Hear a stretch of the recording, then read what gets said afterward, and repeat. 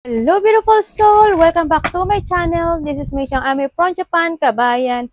Gemini, this reading is for you. Ang mga magaganap sa natitirang araw ng August 2024. Nalate ako kasi nabisi ako, sorry ah. Maraming salamat po na sa aking subscriber, new subscriber, cross watcher. At sa mga bagong pasok dyan, welcome na welcome kayo sa bahay ni Ate Aimee.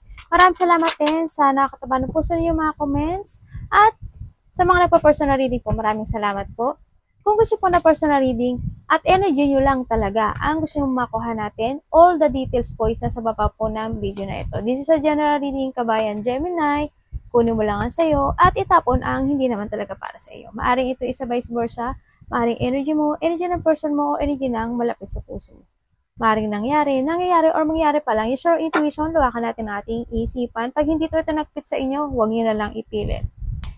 Okay, magkakaroon ng mga pag-uusap when it comes sa yung trabaho or maybe decision making or maybe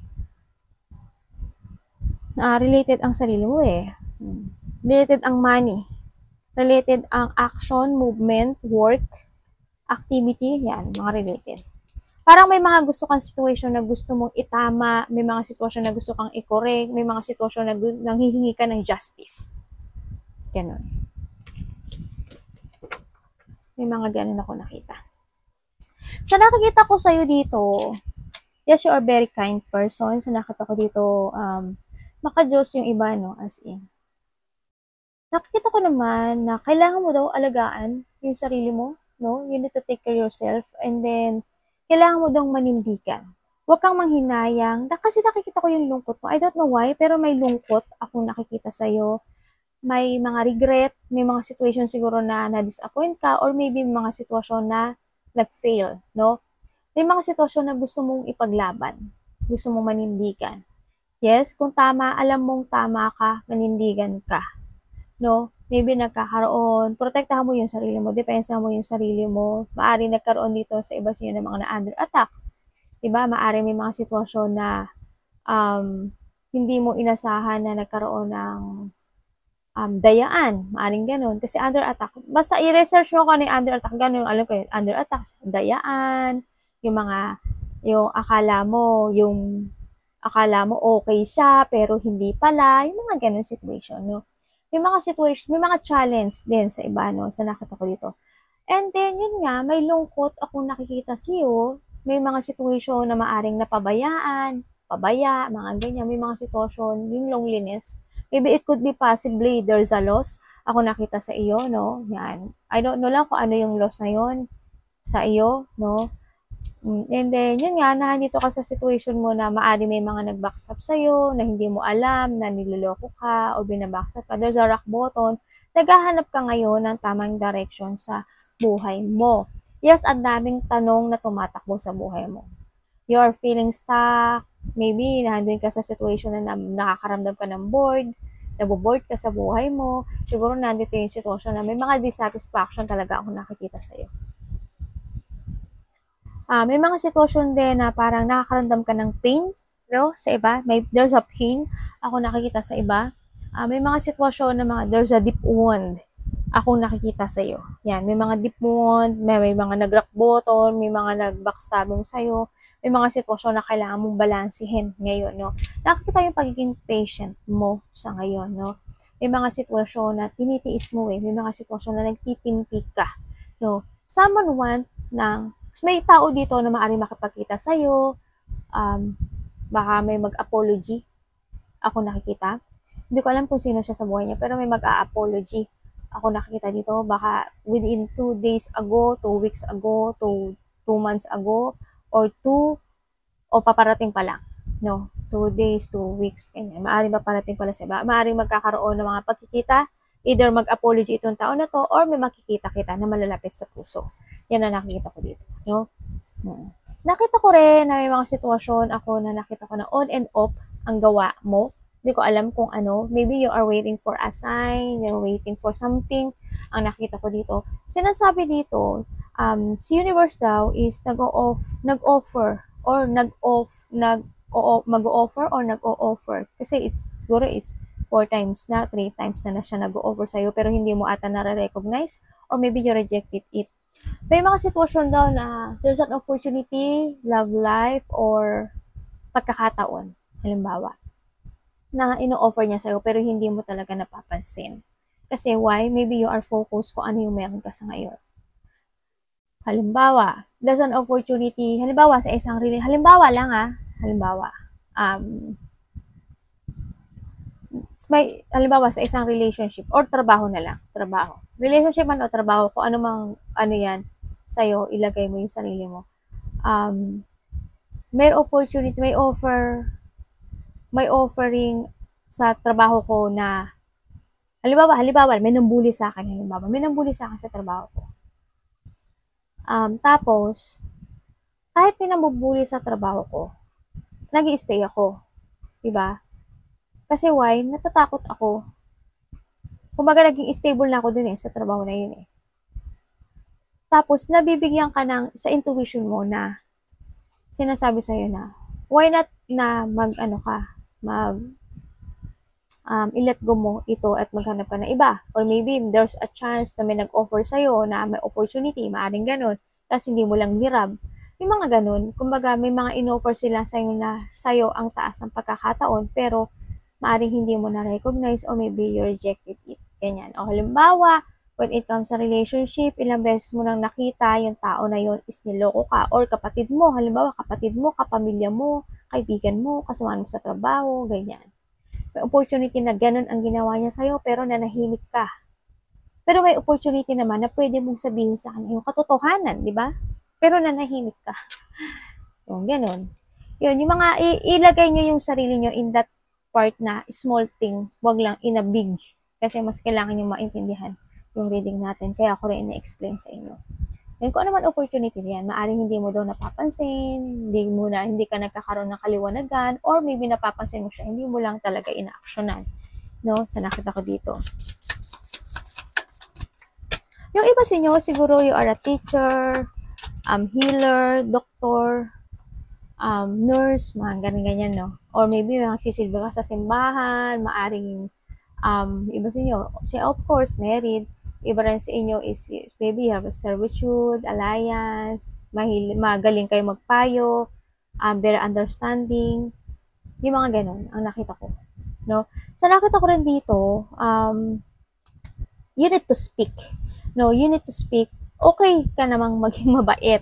Okay kang maging ganyan. Pero you need to speak din and tell the truth. Maaring iba sa inyo, may malalaman kayong katotohanan or may mga situation na makakaramdam ka ng mga deep wound, hurt. There's a battle. Actually, there's a battle ako na nakikita na tinatahak mo sa ngayon na maaring may malaman kang katotohanan. No, yun na nakita ko. Pero I don't know, parang iintindihin mo or manghihingi ka ng payo sa ibang tao. Yun na nakita ko dito. May makikipag-usap din sa'yo sa nakita ko dito, no, na related ang money. Maybe you will receive money or gift, no, or may tao dito na susuportahan ka or vice versa, ikaw ang susuporta sa kanya na related ang money. Yun na nakita ko. I-vice versa mo siya. Mata na mga anak ko. Ayan, may anak ko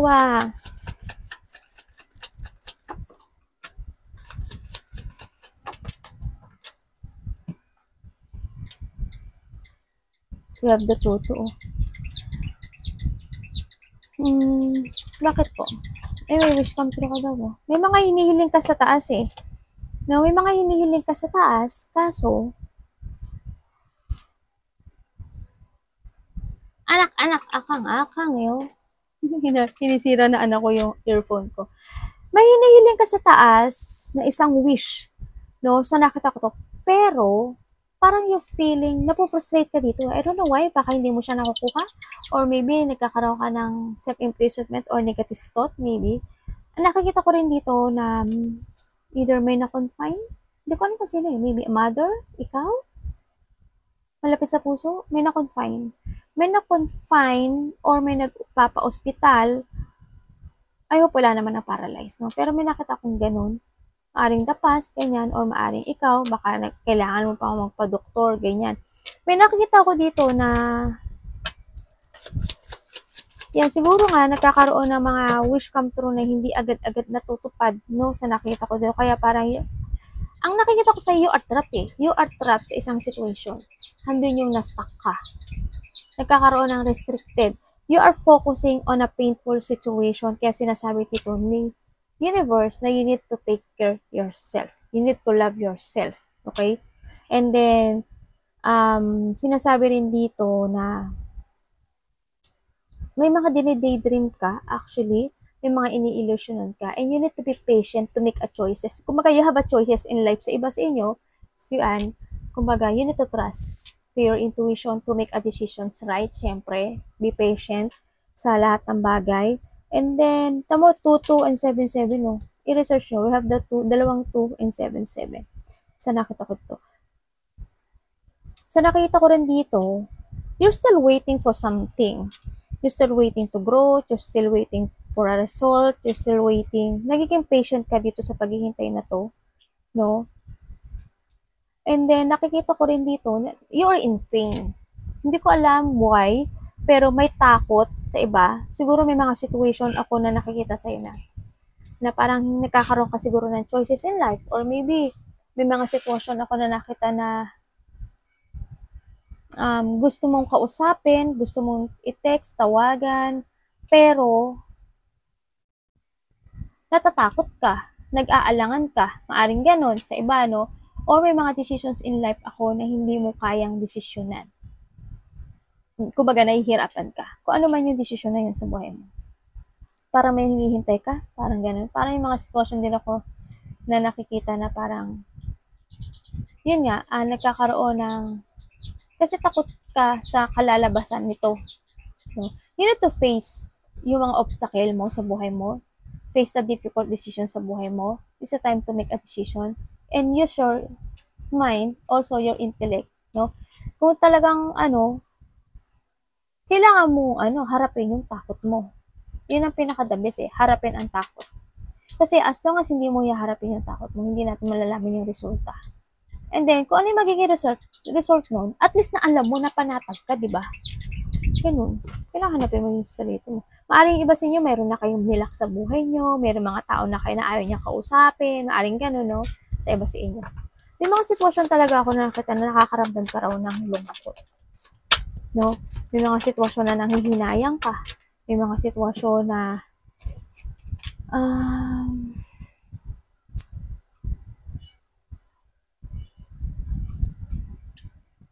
may pagpapabaya kasi ako nakita no?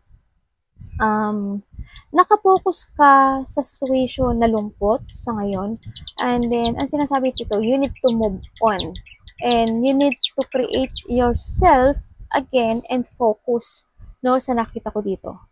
Kumbaga, kailangan mo mag-focus and take it action. Kailangan meron kang layunin sa buhay, pananaw, ganyan. You need magkaroon daw ng advantage thinking when it comes dito. And sinasabi rin nito, kailangan mo daw mag-save, mag-ipon ng pera actually.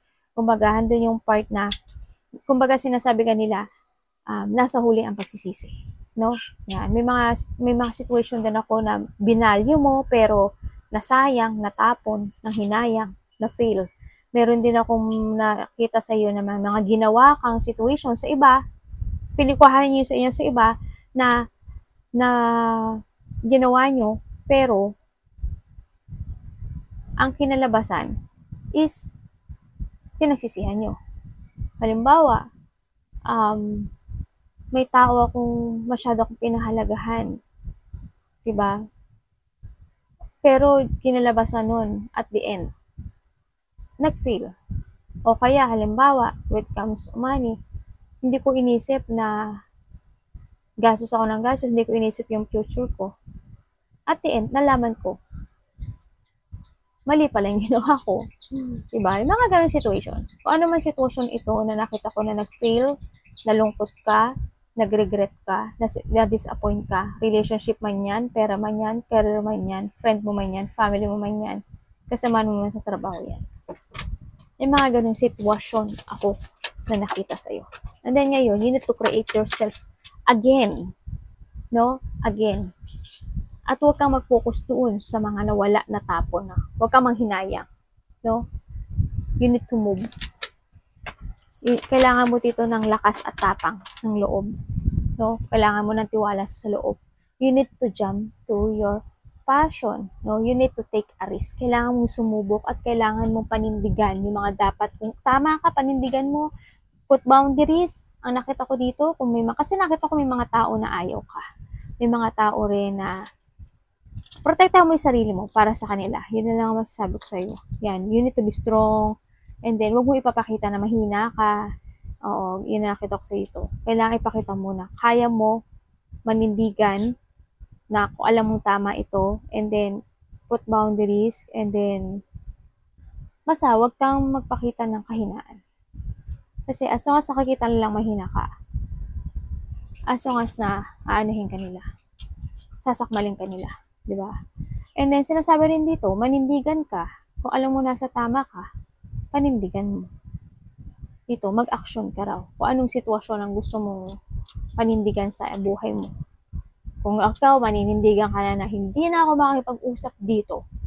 Diba? Okay, paglalaban ko yung ganitong situation na para alam ko kasi tama ako. Yung mga ganun. No? Ano mo yung sarili mo.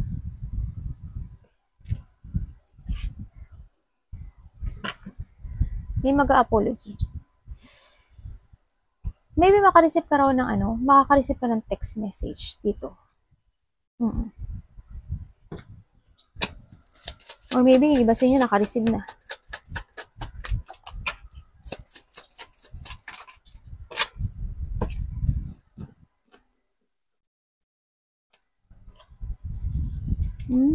Okay.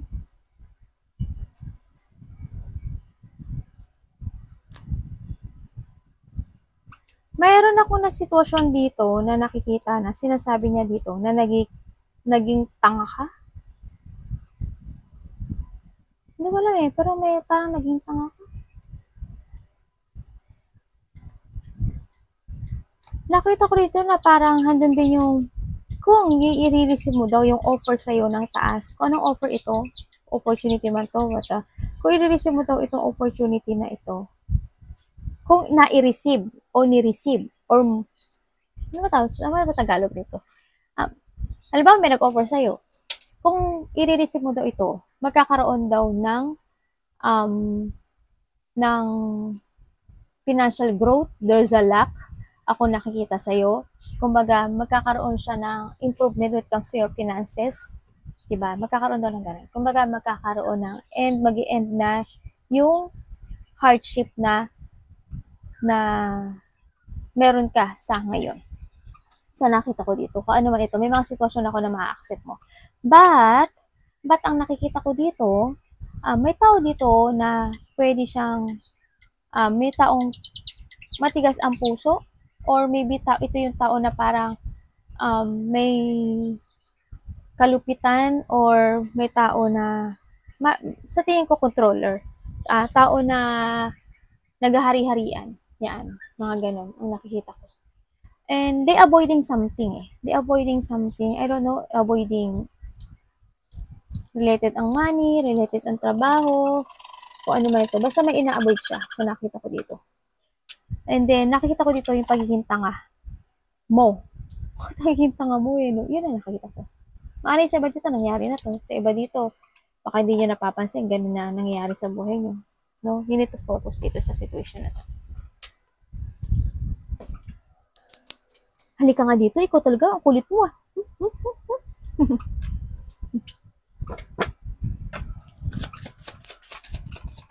Ibig sabihin, may nagba-backstab sa'yo o may nag-backstab sa'yo.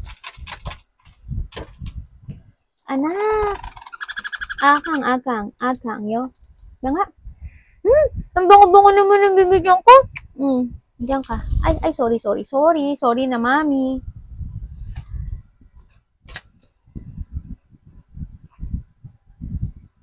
Meron ditong tao, yes, there's a new horizon, ang nakita ko dito. Kasi nandito na rin ako, may nakita na rin ako sa'yo dito na you release yourself sa isang situation na alam mo na natutoxic ka na alam mo na blockage sa'yo. No? Yung parang situation na toxic, ganyan. Or tao, person, kung ano man siya, yan, meron daw na ganon. Ako nakita sa'yo. You're releasing yourself dito. Yung iba sa inyo, maybe you're releasing yourself sa mga limitation nyo in life, ganyan. Kumbaga, halimbawa, dati, nagkaroon ako, halimbawa, limitation. Ito, kumbaga, may addiction ako dati. Anything addiction. Palagastos, halimbawa, bili ng bilik, lagay ng sa cart ng mga gustong bilhin, ganyan. Kumbaga, yung part na yun, nirelease ko na yung sarili ko. Yan. Kumbaga, nagkaroon ako ng limitation when it comes to myself na kailangan ko nang magtipid. Yan, yung mga ganun. O kaya sa iba naman sa inyo, a relationship, love life, yan, or situation when it comes sa yung mga kasama sa trabaho, kaibigan mo, or work. Maaring ganyan, kung saan mo, family, sa iba. Yan, nirelease mo na yung sarili mo doon. And nakakaramdam ka na raw ng freedom when it comes to yourself. Kumbaga, mare-restore mo na yung sarili mo, makokontrol mo na totally yung sarili mo. Yun ang nakita ko. Magiging independence. There's an independence. Ako nakita sa iyo. Kalayaan na talaga. Ay. Marami magbabago sa iyo. Sa nakita ko dito. Kasi nakita ko na, basta take care yourself lang. Try to balance yourself sa nakita ko dito. Okay. You are moving on na talaga. No? You are moving on, pero may lungkot ako nakikita sa'yo. Yes, there's a person here na disconnected na sa'yo or a situation na disconnected na sa'yo. Sa iba naman sa'yo, yun nga, may mga winidraw ka na sa buhay mo, yan, nagkaroon na sa iba sa inyo na mga, yes, nandun yung, maybe, yung iba dito na paralyzed na o nasanay na sa mga hirap, pagod, o hignapis na nangyayari sa buhay nila. Na-paralyze na kayo sa ganun, sa fear. No, huwag kayo masanay kasi hindi naman yun nararapat sa inyo, okay? You are worthy. No, this is a time to withdraw anything and disconnect sa mga situation or tao kasi you are worthy. Okay? Yan. And then yun nga, nakita ko ganun na iba sa inyo, you are moving on but you are lonely. So, nakakaramdam ka na ng lungkot, ganyan, you're feeling lost sa nakita ko, but still, na maganda naman ang nakita ko dito, no? Kasi maybe you are living the past, nakita ko na yung maaaring nagkaroon ng mga sad memories talaga in the past, and mas more na siguro kayo naging matured with comes sa inyo ngayon, nagkaroon na ng maturity, or may mga broken promises ako nakikita sa iba, no? Ingat lang din, or maybe sa iba nangyari na, or mangyayari pa lang sa iba.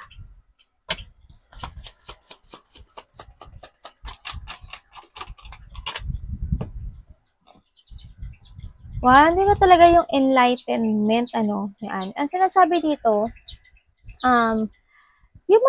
yung mga hirap, lungkot, disappointment in life, and, sinasabi dito na yung mga nag-fail, ang nakita ko dito, you need to let go, no?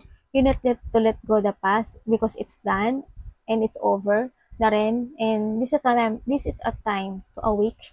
This is the time na magkaroon ka ng transformation, huwag kang tumingin doon sa na-broke na situation na yun. Kasi kahit halimbawa, relationship, trabaho, kaibigan, family, yung na-broke o yung natapon na yun, hindi mo pwede i-connect uli yun eh. Why? Kasi may lamat na yun, diba? Hindi na siya uli. Anytime pwede uli mag-broke. Anytime pwede uli mawasak. Kasi hindi na siya matibay. Diba? May may mga crack-crack na. Umaga, nagkaroon na ng lamat sa situation, sa tao, sa pangyayari. Nagkaroon na ng lamat. Anytime pwedeng maulit ang mga situation, no? Kumbaga, you need to let go. This is the time to awake. This is the time na magkaroon ka ng self-evaluation. This is the time na maging aware ka na sa mga tao na makakasalumuha mo sa buhay at mga situation in your life. This is the time then na you need to learn from that situation or you need to learn from the past. Sa nakita ko dito. Sa iba naman dito, yes, keep moving. Keep moving lang, no? Keep moving. Nakita ko dito. Kasi yun nga, lumabas ka when it comes to your friend. There's a friend and they give love support sa'yo. Maaari magkakaroon ng chilling. it comes sa malalapit sa puso, ganyan, baka magkakaroon lang kayo ng happy gathering, may mga enjoyment, be creative din, sa nakita ko dito, someone want to collaborate, someone want to cooperate, sa nakita ko dito, there's a victory and success, yan, there's a victory and success, why? Because you will free a freedom, kasi marilis mo na yung sarili mo, ang nakita ko dito, kahit na may mararamdaman kang pain, pero nakikita ko na yung kalayaan mo, no, sa nakita ko dito. May tao rin din ako dito na nakikita na nagsisisi, maybe, yan, maaring they want a union or togetherness sa'yo, para nagsisi siya. Pero ang sinasabi dito ni angels mo, you need to be aware. Sabi ko nga sa'yo, ang nawasak, ang natapon, ang nagkaroon ng lamat ay hindi na muling mabubuo forever. Anytime pwedeng mangyari at mawasak ulit ito. Okay? Pero nasa sa inyo pa rin to. You know? Kung ano man ito, relationship, kaibigan, family, trabaho, kung ano man to, no? Arigato namaste, God bless.